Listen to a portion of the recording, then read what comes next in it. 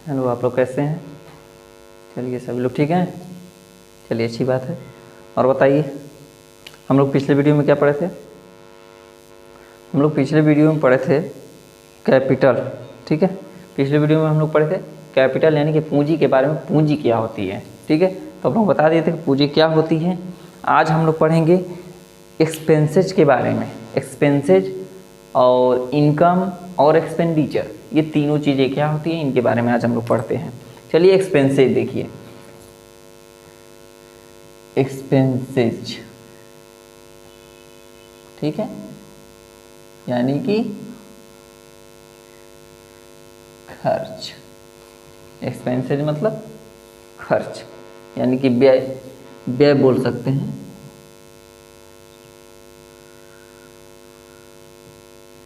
खर्च या व्यय, जो कुछ आप कह लें, ठीक है।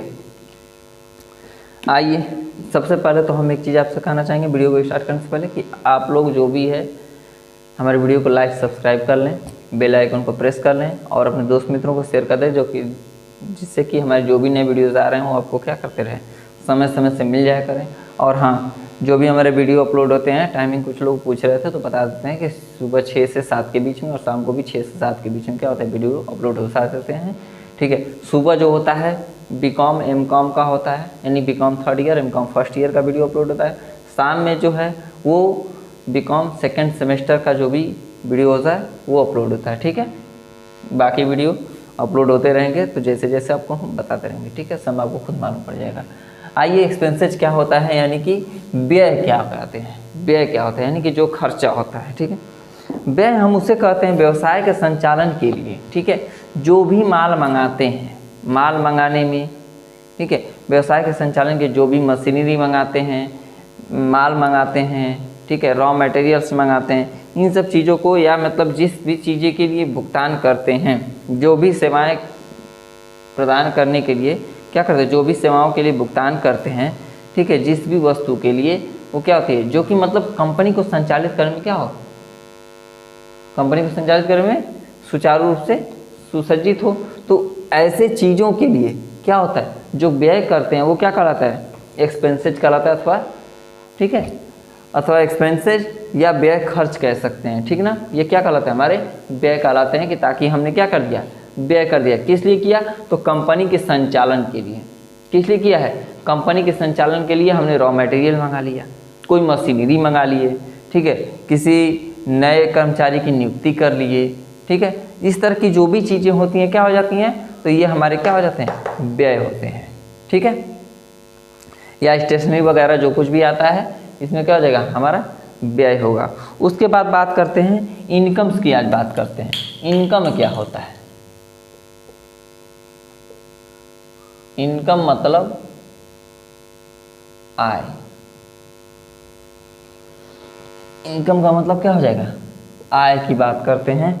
आय हमारा क्या होता है हाँ, एक चीज़ और समझिए, इसमें एक्सपेंसेज में आते क्या है, यानी कि व्यय में, तो भाई बिक्री लागत, यानी कि जो भी हम चीज़ें हम बेच रहे हैं उसमें जो लागत है, ठीक है, फिर वेतन हो जाता है, किराया हो जाता है, कमीशन होता है, ब्याज होता है, इस तरह की जो भी चीज़ें, ठीक है, हम देते हैं गवर्नमेंट को या फिर किसी को भी, तो ये क्या आ जाती हैं, ये व्यय में होती हैं। ये क्या होती है, हमारी व्यय हो जाती है।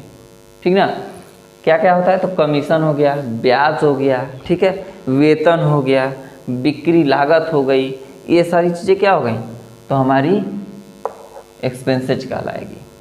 ठीक है, उसके बाद इनकम की बात करें तो इनकम उसे हम कहते हैं जो मतलब मान लीजिए कि कोई माल हम बेचें, ठीक है, और माल जब बेचते हैं तो उसमें से जितना पैसा आता है तो उसमें जितना हमारा एक्सपेंसेज मतलब जितना हमारा व्यय हुआ है, खर्च हुआ है, ठीक है, उस माल को तैयार करने, मान लीजिए मार्कर जो है 50 रुपये का है, ठीक है, और इस 50 रुपये इसको हम इसको 50 रुपये में बेच दिए मार्कर को, और बेचने के बाद तो जितना पैसा हमें मान लीजिए 50 रुपये मिला, 50 रुपये में इस मटेरियल को इस मार्कर को तैयार करने में मान लीजिए हमें कितना लगा था, 30 रुपया खर्च आया था।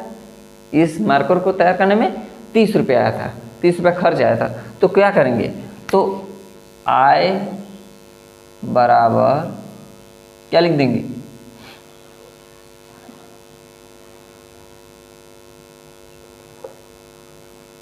व्यय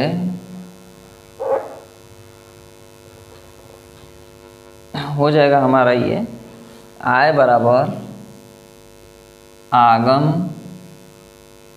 माइनस व्यय। आगम का मतलब होता है जितना पूरा टोटल हमारा है, जो इसका पूरा जो 50 रुपये ले रहे हैं उसको क्या कहते हैं, आगम कहते हैं। जो व्यय क्या हो जाएगा, तो हमने कितना रुपया, आगम कितना हुआ 50 रुपये का हमने इसको मार्कर को बेचा है, इसमें हमारा 30 रुपया खर्च हुआ था, जिसमें से टोटल कितना बच गया 20 रुपया। तो हमारा आय कितना हो गया 20 रुपया, मेरा क्या हो जाएगा आय हो जाएगा। बाकी सब क्या है, वो तो खर्चे, ये तो बिजनेस का संपत्ति है ना, क्योंकि इसमें हमने 30 रुपया खर्च किया था पहले से ही। ठीक है, तो आखिर ये बताइए, पूरा तो मैं इनकम मानूंगा नहीं, क्योंकि उसमें तो मेरी लागत हुई, तो पहले पूंजी तो कुछ लगी है ना, हमारी कुछ पूंजी लगी, उसके बाद तो हमें जो 20 रुपया बच रहा है वही क्या हो जाएगी, हमारी इनकम मानी जाएगी। तो इतनी बातें आपको समझ में आई कि आय किसे कहते हैं। आय हम उसे कहते हैं जिस मुद्रा पे, जिस प्राइस पे हम इस किसी वस्तु को बेचते हैं और उसको उस जो प्राइस हमें मिलती है, जो मूल्य, जो राशि हमें मिलती है, उसमें से जो अपने खर्चे उसको निकालने के बाद जो भी बचता है, जो भी राशि बचती है, वो क्या होती है, हमारी इनकम मानी जाती है। उसके बाद बात करते हैं एक्सपेंडिचर। एक्सपेंडिचर की हम बात करते हैं, यानी कि खर्च, खर्चे क्या क्या होते हैं। ठीक है, अब देखिए ये क्या होता है, तो यह संपत्ति, माल अथवा सेवाएं प्राप्त करने के लिए, ठीक है, संपत्ति हो, यानी कि कोई संपत्ति, यानी कि जैसे क्या से खरीद सकते हैं, कोई मशीनरी खरीद रहे हैं, कोई लैंड, भूमि, जो कुछ भी ऐसे कुछ सामान खरीद रहे हैं, तो ये अस्थायी रूप से हैं। तो ऐसी चीज़ें क्या होती हैं, ये हमारे एक्सपेंडिचर यानी कि खर्चे माने जाते हैं। देखिए कैसे खर्चे होते हैं, तो ये दो तरह की होती हैं। ये कैसे खर्चे होते हैं, तो ये दो तरह के होते हैं। एक होता है कैपिटल एक्सपेंडिचर, कैपिटल एक्सपेंडिचर पहला हो गया इसमें कैपिटल एक्सपेंडिचर, और दूसरा हो जाता है इसमें आपका रेवेन्यू एक्सपेंडिचर, रेवेन्यू एक्सपेंडिचर।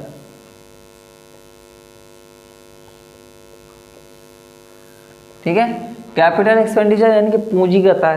पूंजीगत आय क्या होता है, तो पूंजीगत अस्थायी संपत्तियों के क्रम अक्रय अथवा अनेक मूल्य में वृद्धि करने के, ठीक है, जो भी हमारी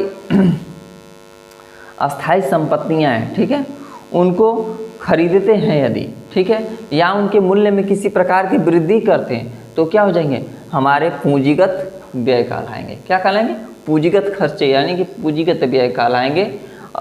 ठीक है, ये क्या कहला जाएंगे, पूंजीगत व्यय कहलाएंगे। जैसे बताएं आपको, भूमि हो सकता है,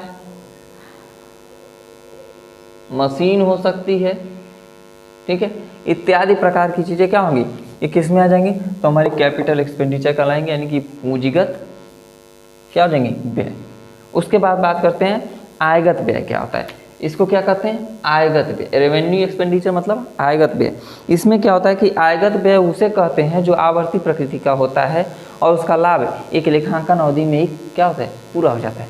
जैसे मान लीजिए कोई वस्तु आप बेच रहे हैं, ठीक है, तो क्या होता है, किसी निश्चित वस्तु के लिए, किसी निश्चित समय के लिए होता है। मान लीजिए कोई माल आप तैयार किए, उसको उठा के क्या कर दिए, बेच दिए, या कोई माल मतलब ले आए, ठीक है, और उसमें क्या कर दिए, कोई माल खरीद के ले आए, इसको जैसे हम ले आए, ठीक, यूज किए, फेंक दिए, इसका कोई मतलब वो क्या है, अस्थायी रूप से तो ये नहीं, हमारी पूंजी तो इसको मानी नहीं जाएगी। ठीक है, कोई वस्तु खाने पीने के लिए लाए, तो खाए पिए खत्म हो गया, वो हमारी कोई पूंजी क्या है, नहीं है। तो जो अस्थायी रूप से खर्चे होते हैं वो क्या होते हैं, आयगत एक्सपेंडिचर कहलाते हैं, यानी कि आया और ख़त्म हो गया, आया और खर्च हो गया। ठीक है, तो ये क्या होती है, आयगत एक्सपेंडिचर कहते हैं, यानी कि रेवेन्यू एक्सपेंडिचर, आयगत खर्चे ये हो जाते हैं। और कैपिटल एक्सपेंडिचर उसे कहेंगे जो पूंजी के रूप में मेरे पास आ रहा है, जैसे वो अस्थायी रूप से, अब एक बार खरीद लिए तो वो एक लंबे समय तक पड़ा है। कोई भूमि खरीदे तो वो पड़ा है मेरे पास, कोई मशीनरी खरीदे तो वो मेरे पास क्या है, एक लंबे समय तक पड़ा है। तो ऐसी चीज़ों को क्या कहेंगे, कैपिटल एक्सपेंडिचर। ठीक है, समझ में आया? यदि किसी प्रकार की समस्या होती है तो कमेंट बॉक्स में कमेंट करिए, हम उसको आपको समझाने की कोशिश करेंगे। धन्यवाद।